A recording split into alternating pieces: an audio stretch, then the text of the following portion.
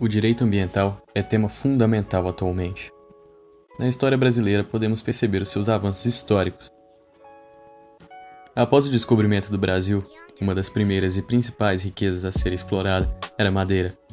Devido a ataques ingleses e franceses, Dom João III implementou um sistema denominado Governo Geral, que tinha o propósito de centralizar o poder em nome da coroa. O interesse português, na verdade, não era de proteger ou preservar, mas sim monopolizar o uso. Já em 1605, foi criada a primeira lei protecionista florestal brasileira. O governo passou a proibir o corte do pau-brasil, sem expressa autorização real, possuindo também penas rígidas para quem descumprisse a norma. Ainda no século XVII, a busca por minas de ouro atraiu muitos imigrantes. A legislação, no entanto, não pretendia limitar esta atividade. O garimpo traria lucros para a coroa, além de contribuir para a expansão do território povoado, que antes se concentrava apenas no litoral.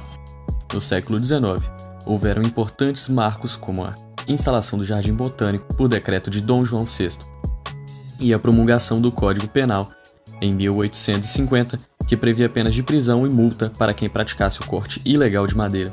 Nesse período foi criada a teoria da reparação dos danos ecológicos. A chegada da primeira Constituição brasileira trouxe a questão ambiental no artigo 34, que atribuía à União a competência para legislar sobre minas e terras, um primeiro passo para o maior controle estatal à proteção do meio ambiente e do solo. No século XX, a Constituição de 1934, do governo de Getúlio Vargas, foi determinada concorrente à União e Estados a competência de proteger as belezas naturais. Com a Constituição, surge o Departamento Nacional de Produção Mineral. O governo de Vargas estimulava a atividade econômica e a criação de empregos, no entanto possuía algumas normas que protegiam o solo brasileiro até certo ponto. O governo passou a estabelecer também normas relativas à preservação da flora devido ao desmatamento contínuo ocorrido em prol da produção de café e pela criação de gado no Vale da Paraíba e outras regiões. A partir dos anos 60, houve a consolidação de movimentos ambientalistas, gerando uma maior repercussão legislativa.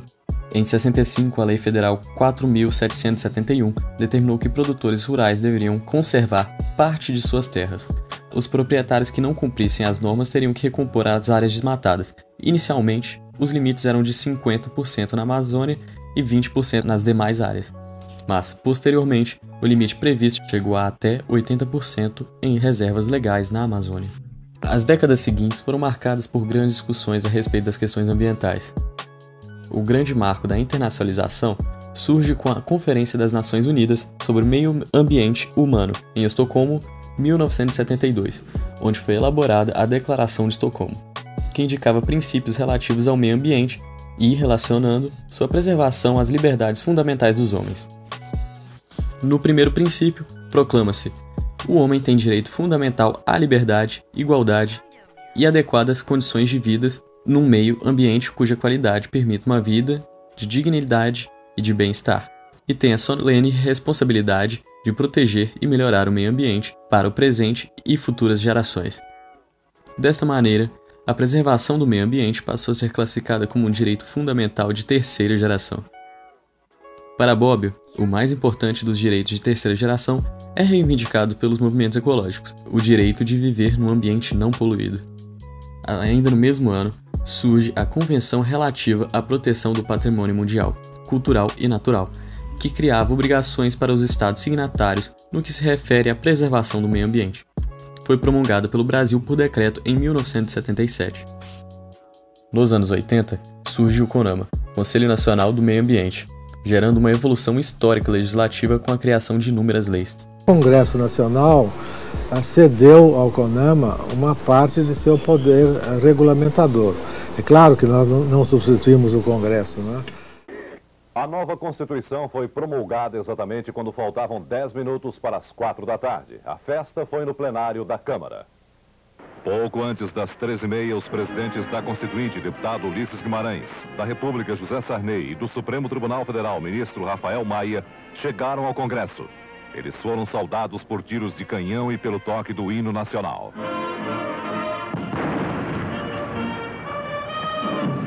Depois da revista às tropas, os 3 presidentes subiram a rampa do Congresso. Desta vez, a saudação foi com foguetes. Os presidentes da Constituinte, Ulisses Guimarães, e do Senado, Humberto Lucena, chegaram para a composição da mesa e foram aplaudidos. A Constituição de 88 prevê em seu artigo 225 um direito subjetivo público, em que se proporcione a todos um meio ambiente ecologicamente equilibrado, em que obriga a coletividade e o poder público a defendê-lo e preservá-lo para as futuras gerações. The spirit of Rio must embody the full awareness of the fragility of our planet. The spirit of Rio must lead us to think constantly of the future, our children's future.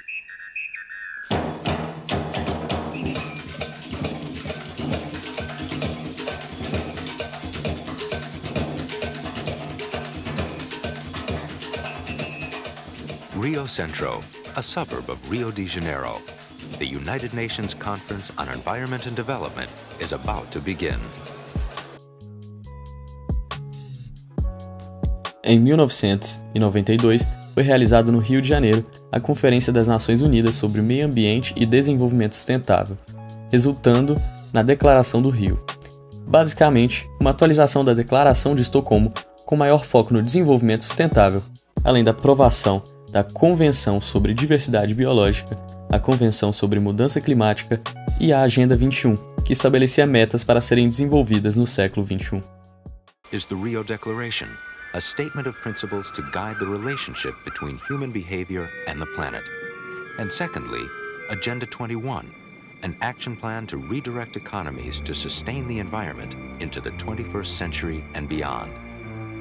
All areas are covered, from preventing the spread of deserts to reducing poverty, from managing waste to changing patterns of production and consumption.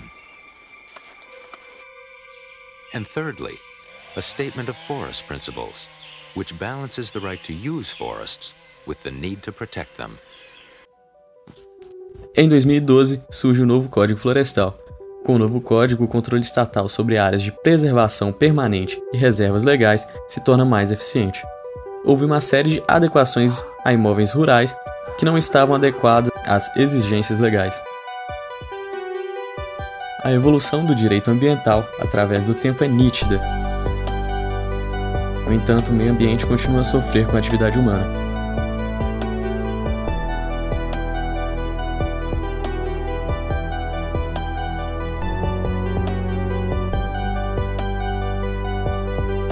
Além disso, também existem os que pensam que as normas brasileiras são muito rígidas nesse sentido.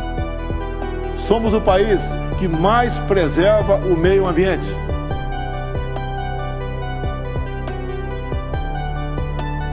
Elementos suficientes para nós substituirmos a atual legislação, aprimorando-a, de modo a evitar desdobramentos futuros com casos tão tristes semelhantes àqueles que hoje atormentam não só a nossa primeira capital, a cidade de Mariana, mas também todo o leste de meu estado.